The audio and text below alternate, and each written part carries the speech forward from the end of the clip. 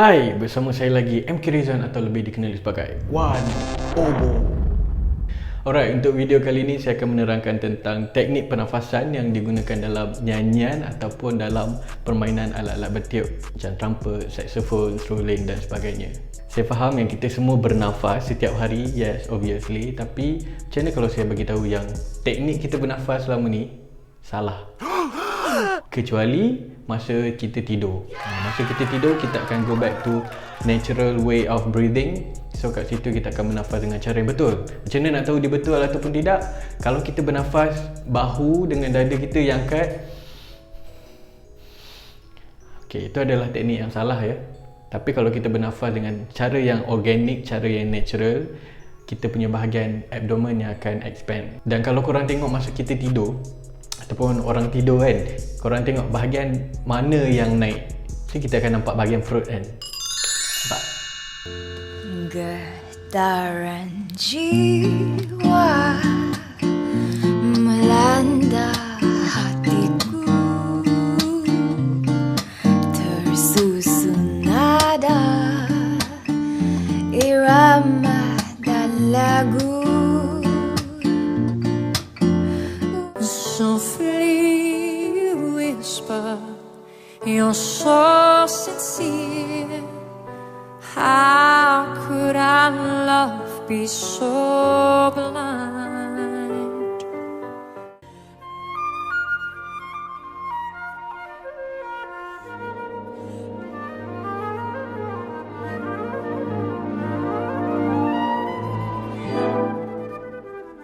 Pernafasan adalah salah satu teknik yang sangat penting dalam permainan strolling ataupun nyanyian ataupun main apa-apa alat bertiup lah. Sebab pernafasan ini yang sebenarnya akan memberikan nyawa kepada melodi ataupun muzik yang kita mainkan tu. Selain itu, kawalan dan teknik pernafasan yang baik adalah sangat penting untuk support nada-nada yang kita mainkan atau kita nyanyikan dan make sure bunyi yang terhasil tu projek ke hadapan.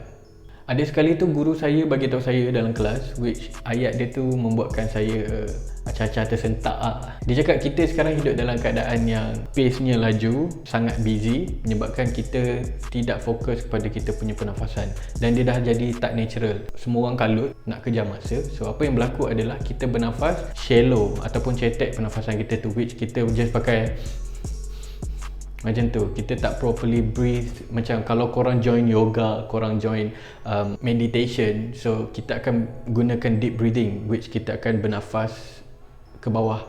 Kita akan menggunakan seluruh abdomen kita untuk bernafas. Saya bukanlah nak buat kelas biologi ya, tapi untuk faham pasal sistem pernafasan, saya rasa bagus juga kalau kita faham apakah organ-organ dan mekanisme yang terlibat apabila kita menarik nafas. So kalau korang boleh tengok rajah ni, okay, yang dekat bawah tu adalah diaphragm. Dia berbentuk macam dome dan dia separate organ-organ lain dengan ruang dalam dada kita supaya paru-paru kita ada ruang untuk bernafas.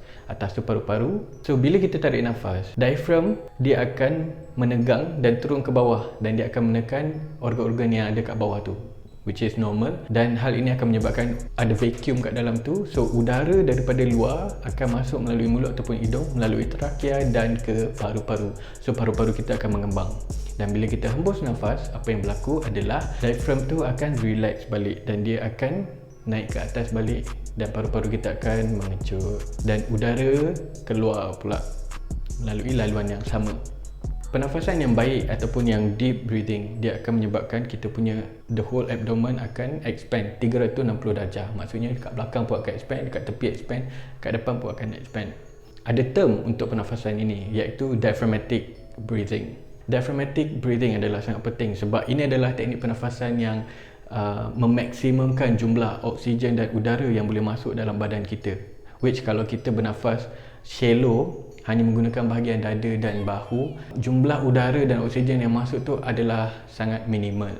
Pernafasan cetek ataupun shallow yang macam itu adalah tidak organik dan biasanya kita akan bernafas macam tu bila kita takut.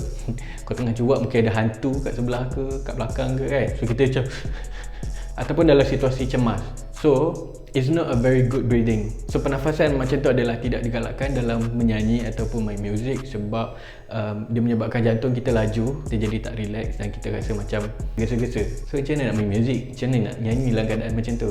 Alright, saya akan share 2 latihan pasal breathing ni, macam mana untuk get used to it, macam mana nak control dia. First, korang kena ada metronom. Kalau korang tak ada metronom yang macam ni, korang boleh download je apps metronom. Sebaiknya kita guna metronom lah, sebab kita nak mendisiplinkan kita punya breathing tu, belajar untuk kawal dia. So apa yang korang kena buat adalah korang kena set metronom korang. Tempo dia 60 BPM, 60 beat per minit. 1 beat sama dengan 1 saat lah. Okay, so macam gini. So apa yang kita nak buat untuk exercise yang pertama ni adalah kita nak check berapa banyak kapasiti udara yang boleh masuk dalam kita punya badan. So kita akan exhale 4 beat and then inhale 4 beat. Lepas tu kita akan tahan dia and then kita akan cuba untuk inhale lagi sampai dah tak boleh nak masuk dah udara tu. Okay, kita cuba macam ni So buang nafas dulu.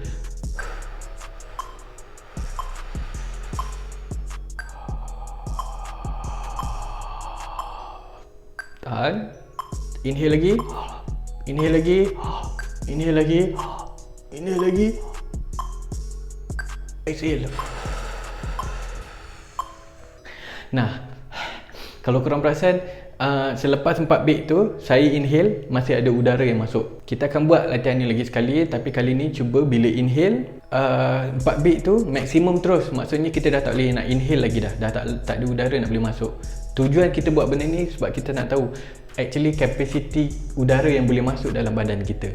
Dan setiap kali kita breathe dalam 4 beat tu kena maksimum terus kapasiti. Maksudnya jangan ada simpan-simpan ruang lagi dah. And then bila kita exhale awal-awal tadi tu, make sure exhale sampai habis terus angin. Tak nak ada udara basi tertinggal dalam tu, sebab udara tu dah tak ada oksigen And then lagi satu nak kena ingat, jangan berhenti antara exhale inhale tu. So dia kena bersambung terus. So dia macam exhale inhale, so dia bersambungan. Kita cuba lagi sekali. Kali ni kita cuba supaya dalam 4 count tu, 4 beat tu dia terus maksimum. Okay, 2, 3, 4, exhale.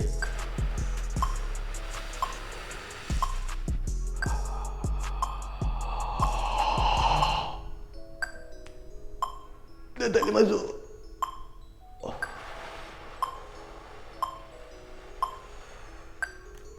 Okay, and kena make sure bahu kita relax and jangan terangkat. So kita akan fokus bahagian abdomen kita. So biar bahagian abdomen kita yang mengembang. Korang punya badan kena relax ya bila buat exercise ni. Jangan stress-stress. Patutnya exercise ni buat korang relax, jangan jadi bertambah stres sudah. Okay, so exercise-nya adalah kita akan buat 3 round, 4 beat exhale, inhale, exhale, inhale, exhale, inhale. Okay, last kali exhale lah. Okay, so it takes time a bit, tapi kita akan cuba. 2, 3, exhale.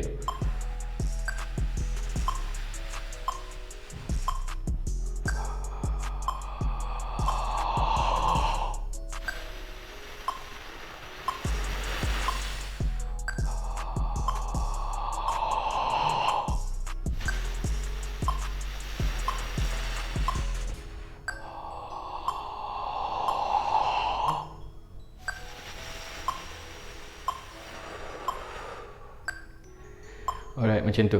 Yang penting kita kena make sure dia bersambungan exhale inhale tu, dan dia tidak, maksudnya kalau kita exhale habis terus, inhale penuh terus. Selama ni kita tidak menggunakan kapasiti maksimum dalam badan kita, sebab badan kita sebenarnya boleh ambil lebih banyak udara daripada apa yang kita fikirkan. Jadi pernafasan ni bukan hanya untuk nyanyian ataupun main alat muzik saja, tapi boleh digunakan dalam kehidupan seharian, which is sangat-sangat bagus. Sangat-sangat recommended. Kalau korang pergi belajar yoga ke, korang pergi buat meditasi ke, teknik pernafasan yang sama. So next time korang breathe sekarang pun korang tengah breathe, cuba tengok korang punya bahu dengan dada tu terangkat tak. Sepatutnya kita punya bahu ni dia tak terangkat, dia bukan itu salah ya. Dia kena bahagian sini, abdomen ni 360 darjah. Make sure kita bernafas dengan cara yang betul, kita hidup dengan cara yang betul. Wow. Oh, sebelum saya terlupa, kadang-kadang ada juga orang yang bila saya ajar, dia cakap, alamak pening-pening lah, rasa pening-pening. Jangan risau kalau korang rasa pening tu, sebab mungkin badan kita tak biasa. Nah, apa yang berlaku adalah bila kita bernafas dengan cara yang baik, cara yang betul macam tu, jumlah oksigen yang masuk dalam badan kita tu sangat banyak. Cikgu saya cakap kita macam sort of drown in oxygen ataupun lemas dalam oksigen, which is bagus sebab badan kita memerlukan oksigen untuk melakukan aktiviti harian mereka, sel-sel kita tu kan. So kalau korang rasa pening tu, jangan panik, jangan risau. Apa yang korang perlu buat hanyalah stop kejap and duduk. Better duduk, jangankan jatuh pingsan. Duduk, relax sekejap, bagi settle, and then buat balik exercise tu. Lama-lama korang akan biasa dan rasa pening tu akan hilang, garanti punya. Baiklah, kalau korang rasa video kali ini membantu ataupun bagus, korang suka, tiba. Jangan lupa untuk klik subscribe. Kalau yang baru tak kenal saya lagi, saya MK Rizwan atau lebih dikenal dia sebagai One Obo. Yeah. So subscribe and then share video ni, dan juga jangan lupa tekan boceng. Tekan loceng. So that bila saya buat video lagi, korang tidak ketinggalan ya. Alright, sampai sini saja untuk video kali ni, basic pernafasan, which is sangat bagus kalau korang nak belajar main seruling ataupun korang nak belajar nyanyian. Ini adalah paling asas. Bila korang ambil kelas dengan cikgu yang proper, dia akan ajar yang lebih advance lah. Sabar dulu, jangan lupa ikut kata hati, biar hidup, biar happy.